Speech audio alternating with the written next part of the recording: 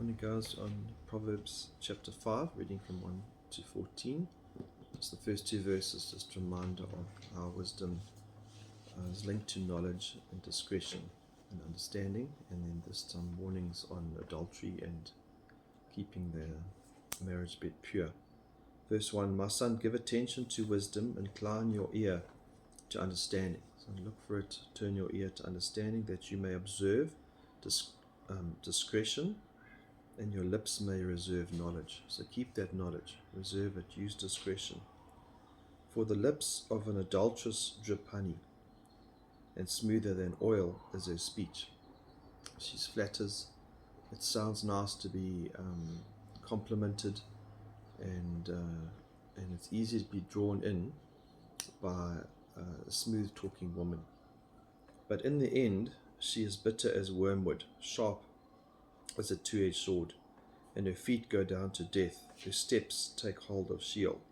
That's where her ways end. So don't go near her. She does not ponder the path of life. Her ways are unstable. She does not know it.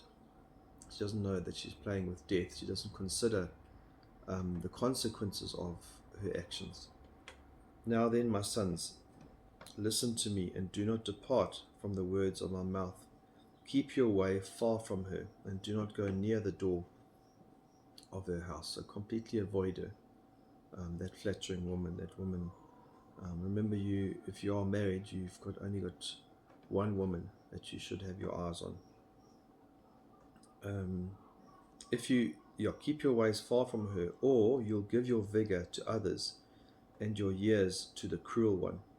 And strangers will be filled with your strength, and your hard-earned goods will go to the house of an alien. You'll lose everything, including your health, because it says in verse 11, and you'll groan at your final end when your flesh and your body are consumed, because sexual sin is one of those sins you sin against your body.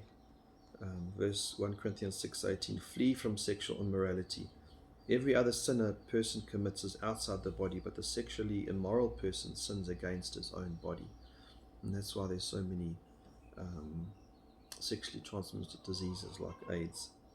Verse 12, and you say, how I have hated instruction, and my heart has spurned reproof. I have not listened to the voice of my teachers, nor inclined my ear to my instructors. I was almost in an utter ruin in the midst of the assembly and the congregation. And so there's strong warnings against the adulterer. And remember, it's not only obviously here pointing to the men to not look to the adulterous woman, but also both parties. It leads to death. If we look at Deuteronomy 22:22, it says, if a man is found lying with his wife of another man, both of them shall die. The man who lay with the woman, and the woman, who shall purge the evil from Israel.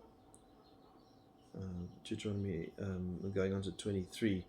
If there's a girl who is a virgin engaged to a man, and another man finds her in the city and lies with her, then you shall bring them both out of the gate of that city, and you shall stone them to death.